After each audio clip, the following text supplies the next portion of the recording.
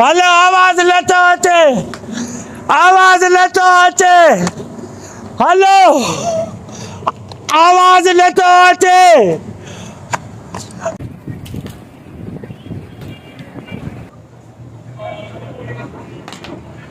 यार सिद्दीक़ ॻाल्हि त ॿुध, जी जी पैसनि जी ज़रूरत आहे, दुकान में सामान विझणो आहे। पैसनि जी ज़रूरत केॾे फ़ोन कयां?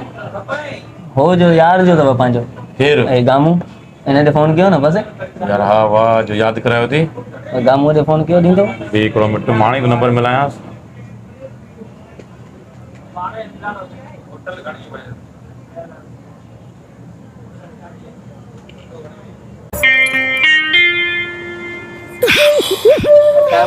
एहसन शाह। अस्सलाम वालेकुम। वालेकुम सलाम। गामू छा हाल आहे? खैर खैर, तबियत सही आहे? शुक्र आहे साईं साईं, महिरबानी महिरबानी, शुक्र आहे। यार हिकु नंढड़ो अर्ज़ु हुयो। हुकुम हुकुम कर साईं, तुंहिंजो हुकुम खपे। अगरि महिरबानी कयो त। यार हाणे हाणे शर्म थो कदे, हाणे शर्म थो कदे, तूं हुकुम त करे। महिरबानी कंदो? बाबा तूं हुकुम कर, तुंहिंजो हुकुम खपे।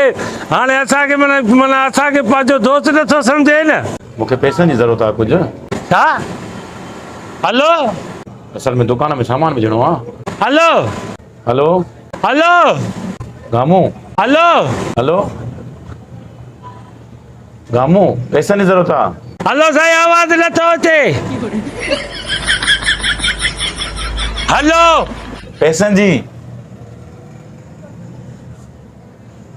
हलो हलो हलो हलो बाबा ॿुधे छो नथो अचे इहा आवाज़। हलो चवां थो पैसनि जी ज़रूरत आहे, पैसनि जी। आवाज़ नथो अचे। पैसा ज़रूरत में आहिनि, दुकान में विझणा आहिनि यार। छा? कैंसर जी ज़रूरत आहे? पैसनि जी ज़रूरत आहे, चवां थो पैसनि जी। के कैंसर आहे? केसर शमशाद। हलो आवाज़ नथो अचे, हलो आवाज़ नथो अचे, आवाज़ नथो अचे, हलो आवाज़ नथो अचे, आवाज़ नथो अचे। अरे हिन महांगाईअ जे दौर में तूं पैसा तो घुरे मांखां? हा तूं चओ त मुंहिंजो महिमान आयो आहे, स्टान था वठी अच। हा मुंहिंजो महिमान आयो आहे, उनखे चांहि पीआर क़बूल आहे। पैसा जी हलो आवाज़ नथो अचे।